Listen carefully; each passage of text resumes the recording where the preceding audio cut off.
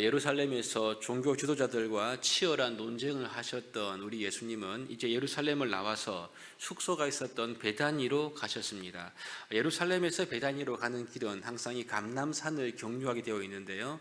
그 길에서 그들은 아래로 내려 보이는 당시 헤롯 성전의 장엄한 광경을 볼 수 있었습니다. 오늘 본문 1절에 보시면 이 길에서 제자들이 다가와서 예수님에게 이 성전 건물을 가리켜 보였다라고 그렇게 기록하지만, 사실 마가복음서로 보시면 이 장엄한 성전 건물을 보면서 제자들이 했던 말을 매우 상세하게 기록을 하고 있습니다. 선생님 보십시오. 얼마나 이 굉장한 돌들입니까? 얼마나 이 굉장한 건물입니까? 이 성전을 보면서 감탄사를 연발하는 그러한 제자들의 모습을 기록하고 있죠. 여기에 대한 우리 주님의 답변이 무엇이냐면 2절입니다. 대답하여 이르시되 너희가 이 모든 것을 보느냐? 성전이지요. 내가 진실로 너희에게 이르노니 돌 하나도 돌 위에 남지 않고 다 무너뜨려지리라. 지금 이 말씀은 이 장엄한 헤롯 성전 건물이 장차 파괴될 것이다, 이 말씀을 주님께서 하신 것입니다. 하나님의 성전으로서 당시 목적과 그 기능을 상실했던 이 헤롯 성전은 하나님의 심판으로 인해서 파괴되고 말 것이다, 이렇게 예언하신 거죠. 그리고 마가복음서를 보시면 예수님께서 손으로 짓지 아니한 다른 성전을 사흘 동안 지으시겠다, 이 말씀도 함께 되어 있습니다. 이후에 마태복음 27장에 가시면 예수님께서 십자가에 달리셨을 때 사람들이 예수님을 향해서 성전을 짓고 사흘에 짓는 자라고 말하면서 예수님을 모욕하는 장면들이 분명히 기록되어 있지요.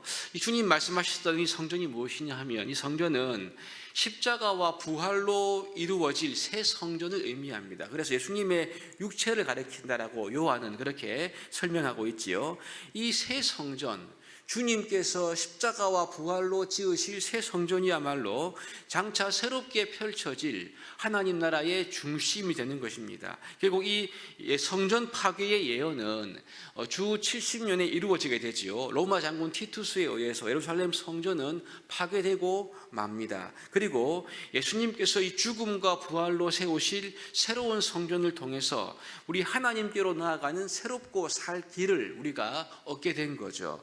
여러분, 그런데 이 당시에 예수님께서 이 성전이 돌 하나도 돌 위에 남지 않는다, 곧 파괴될 것이다, 이 예언을 들은 이 당시 제자들에게 이 말씀은요 굉장히 충격적으로 다가왔을 것입니다. 그래서 제자들이 조용히 예수님께 와서 묻지 않습니까? 이게 3절 말씀이지요.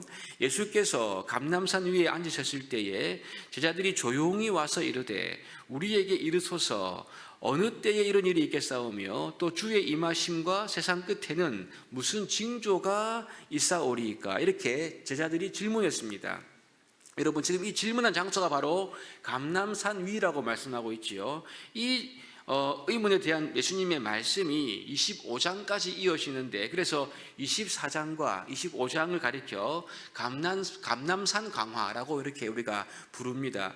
제자들의 질문은 크게 두 가지로 나눌 수가 있지요. 첫 번째는 어느 때에 이런 일이 있습니까? 라는 것입니다. 이런 일은 성전이 파괴되고 있는 그런 일인 거죠. 두 번째는요, 주의 임하심과 세상 끝에는 어떤 징조가 있습니까? 무슨 징조가 있습니까? 이렇게 지금 질문하고 있습니다. 지금 이 감람산 광화에 기록된 주님의 긴 말씀은요, 주 70년에 파괴될 이 사건과 더불어서 세상 끝에 대한 말씀, 이 두 가지를 모두 다 가리킨다, 우리 그렇게 볼 수가 있겠습니다.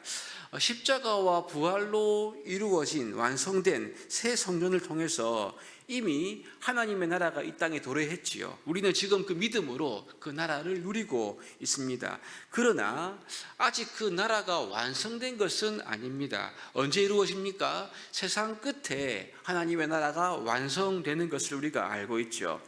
이미 도래한 하나님의 나라뿐 아니라 세상 끝에 완성된 하나님의 나라는 어떤 나라인가? 그 나라는요, 마치 이스라엘의 성전이 중심인 것 같이 주님 만드실 새 성전, 십자가와 부활로 이루실 새 성전이 중심인 나라가 바로 하나님의 나라인 것입니다.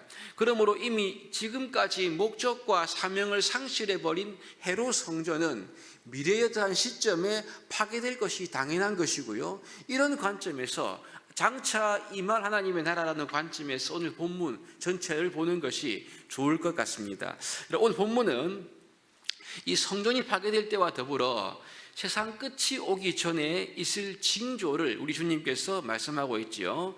미혹한 자가 일어나게 될 것이고, 또 난리와 난리의 소문을 듣게 되겠지만 너희가 두려워하지 말라, 이런 말씀들을 지금 하시면서 시작합니다. 왜냐하면 이러한 여러 가지 미혹과 난리들이 난무하지만 아직 끝이 아니기 때문에 그렇죠. 7절에 보시면 전쟁과 기근과 지진이 있다, 이런 말씀도 하십니다. 8절에 보니까 이 모든 것, 이 모든 난리가 뭐라고요? 재난의 시작이다라고 예수님께서 말씀해 주고 있습니다. 여기서 여러분, 이 재난은 여인이 아기를 낳을 때 겪게 되는 산통을 의미한 단어가 재난인데요, 그러므로 마치 새 생명인 아기가 태어나기 전에 아기의 엄마가 뭘 겪습니까? 산통을 겪지요. 즉 산통을 겪은 이후에 새 생명이 태어나는 것처럼 세상 끝, 즉 새로운 성전을 중심으로 하는 완성될 하나님의 나라가 임하기 전에 산통 같은 여러 가지 징조가 이 땅에 있게 될 것이다. 지금 예수님께서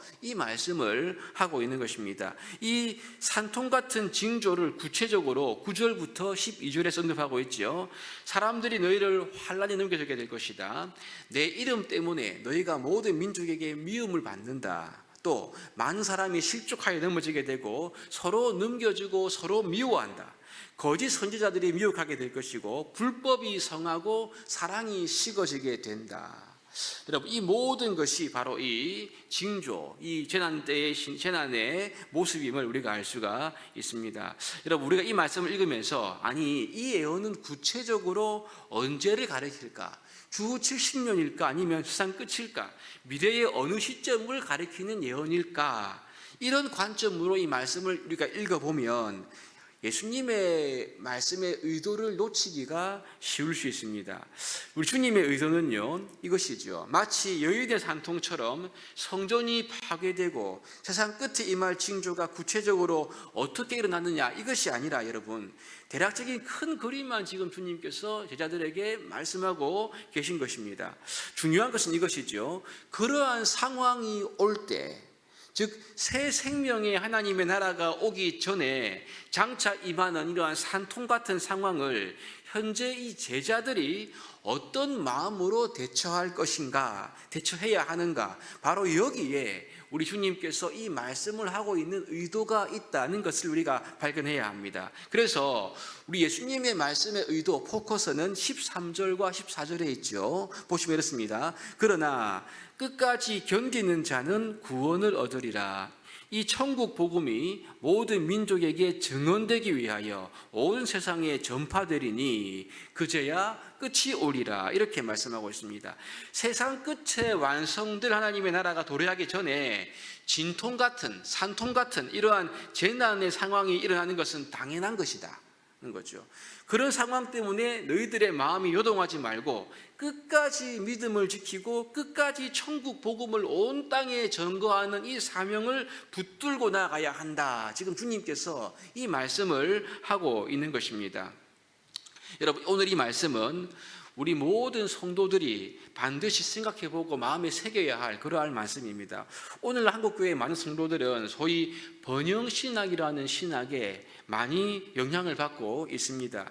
예수 믿으면 천국 가는 티켓은 따놓은 당상이고 이 땅에서도 우리가 잘 먹고 잘 살고 복을 받고 형통해야 한다. 이것을 우리가 믿는 믿음인 거죠.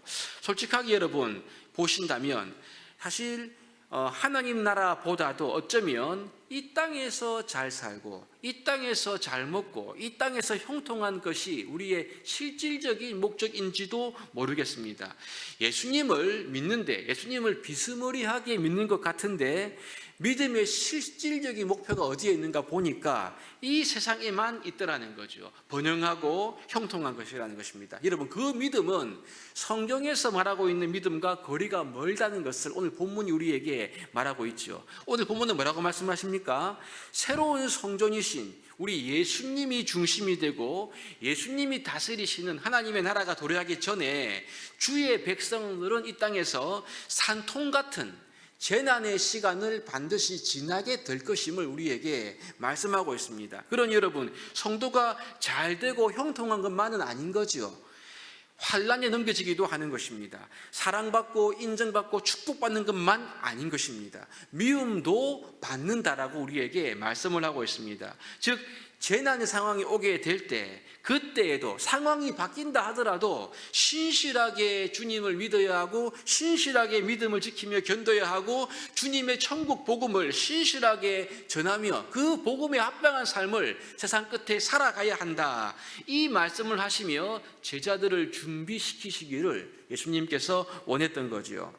여러분 기억하십시오. 우리 주님 나라는 이 땅에 속한 나라가 아닙니다. 하나님 나라에 들어가려면 바울의 말대로 우리는 많은 환난을 겪어야 그 나라에 들어가게 될 것입니다.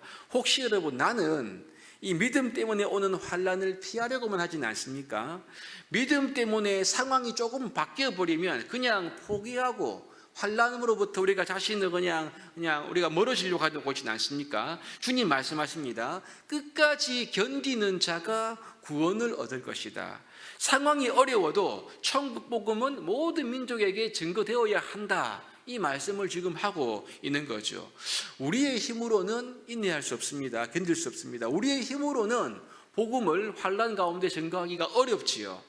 여러분, 그래서 부활하신 우리 예수님께서는 마태복음 가장 마지막에서 내가 세상 끝날까지 너희와 항상 함께 있겠다고 약속해 주신 것이 아니겠습니까? 사랑하는 여러분, 상황이 바뀐다 하더라도 우리의 믿음이 바뀌면 안 됩니다. 상황이 바뀌고 현실이 어려워진다 하더라도 우리는 끝까지 하나님을 경외하며 하나님을 신뢰하는 자리에 서야 하는 것이지요. 상황이 바뀐다 하더라도 어려워진다 하더라도 끝까지 천국 복음을 증거하며 그 복음에 합당한 삶으로 나아가야만 하는 것입니다. 이것이 제자들을 향하신 주님의 부르심의 모습인 것이지요. 우리가 이 부르심 앞에서 우리를 주님께 헌신하여 드릴 수 있기를 원합니다. 모든 상황을 이기는 믿음, 끝날까지 함께 하시는 그 하나님으로 인하여 모든 상황 속에서도 주님을 경외하고 견디고 승리하는 그 믿음 위에 굳게 서서 주 예수 그리스도의 복음의 영광을 세상 끝날까지 비추는 우리 모두가 될 수 있기를 주님의 이름으로 축복합니다.